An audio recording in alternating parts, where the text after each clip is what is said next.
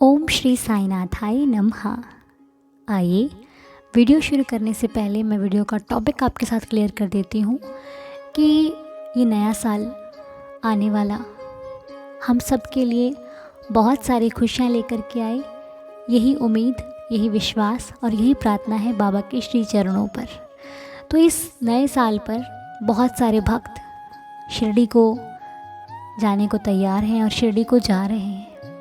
बाबा ने बुलाया है, उनका बुलावा है और वो जा रहे हैं। अब बात आती है कि जो भक्त शिरडी नहीं जा पा रहे हैं वो क्या करें? क्या वो उदास हो जाए? नहीं। अगर आप शिरडी नहीं जा रहे हो तो क्या हुआ? आपका घर शिरडी से कम है क्या? आपके घर पे बाबा नहीं है क्या? ऐसा मत सोचो कि शिरडी जाकर ही बाबा मिलते हैं। ऐसा किसने बोल दिया आपसे? बाबा केवल शिरडी में ही नहीं, जहाँ पर आप सच्चे दिल से बाबा को पुकारोगे बाबा उस हर जगह पर है। ये सिर्फ हमारे मन के भाव है कि नहीं हमें शिरडी जाना है, कोई बात नहीं।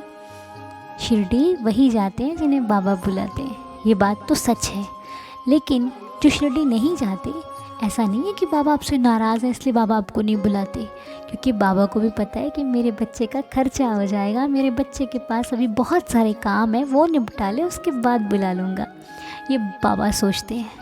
आप क्या सोचते हो कि बाबा ने मेरे को बुलाया नहीं? लेकिन जो बाबा की सोच है वो हम नहीं सोच सकते।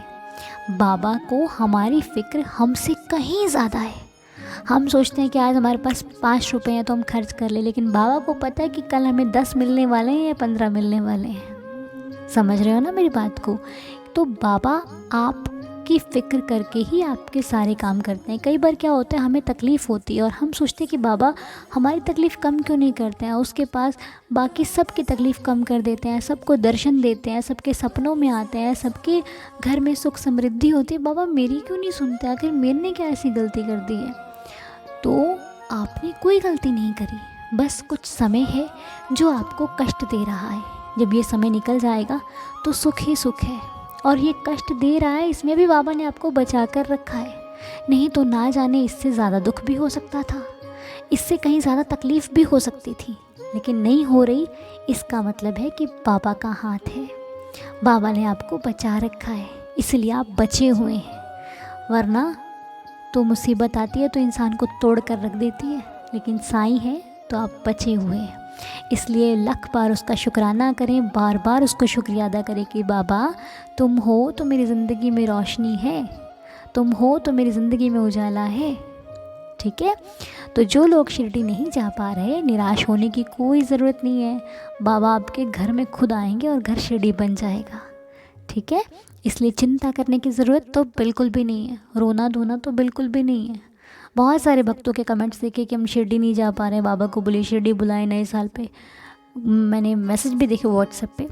तो देखिए, घर बार छोड़ कर शिरडी जाने वाला भी साईं को प्रिय नहीं होता। जिसने अपना घर बार छोड़ रखा है और खुद शिरडी में है, ऐसे भक्त भी बाबा को प्रिय नहीं है। बाबा को तो वो प्रिय है जो अपने घर की देख रेख करता है, सबकी फ़िक्र करता है, सबके लिए सोचता है, फिर भी बाबा से प्यार करता है, फिर भी सारे काम करता है और फिर भी चेहरे पर एक प्यारी सी मुस्कान रखता है। ऐसे भक्तों को बाबा बहुत प्यार करते हैं और ऐसे भक्तों में से आप एक हैं जिसे साईं बहुत चाहता है। ठीक है? अब बात करते हैं जो शिरडी नहीं जा रहे तो हम क्या करें। अगर आप शिरडी नहीं जा रहे हैं न्यू ईयर पे, तो बाबा को बुलाने के लिए सारी व्यवस्था कीजिए, स्वागत कीजिए बाबा का।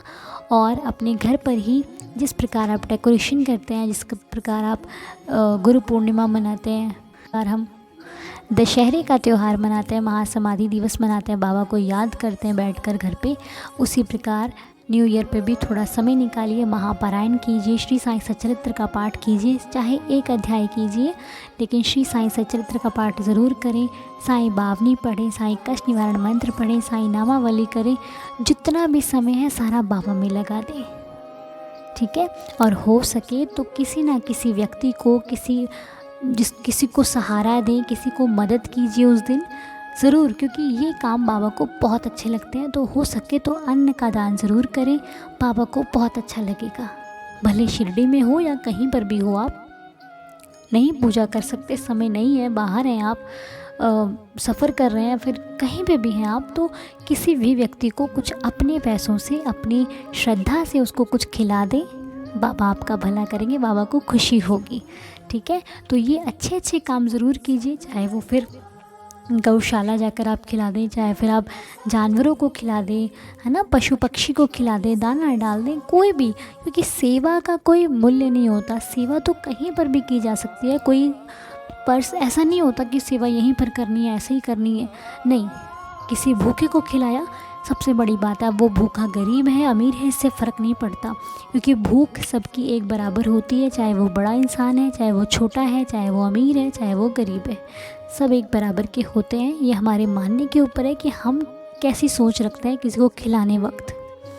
ठीक है, और सबसे बड़ी चीज़ है अपनी सोच को अच्छा रखिए, अपनी माइंड में किसी के लिए भी कोई गलत भाव ना लाएं, किसी के लिए कुछ गलत ना सोचें, गलत ना बोलें, किसी की गलत बातों को सुनना इग्नोर करें।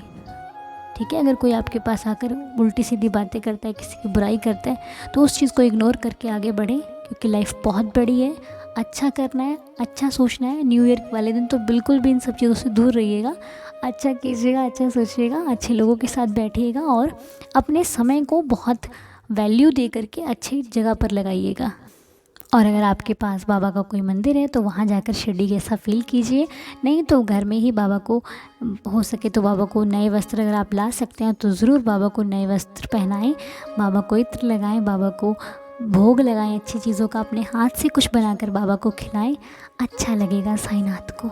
ठीक है, अगर नहीं आपके पास नहीं वस्त्र ला सकते, नहीं आपने खरीदे हैं वस्त्र, तो कोई बात नहीं, जो आपके पास वस्त्र रखे हैं वही आप बाबा को पहनाइए, श्रद्धा से कीजिएगा, चाहे छोटा सा कीजिएगा, एक फूल चढ़ाना, लेकिन भाव से चढ़ाना, बाबा को सब मंजूर है। ठीक है, ऐसी कोई प्रॉब्लम नहीं है कि आपको ज़्यादा करना है।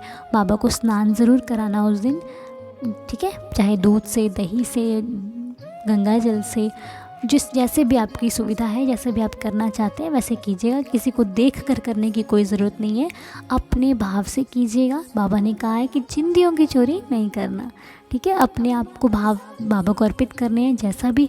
और हाँ, सबसे ज़रूरी चीज़ कि बाबा से प्रार्थना करना कि हे साईनाथ, हमारा पिछला साल आपकी कृपा से आपने हमें हर विपदा, हर परेशानी से बचाया।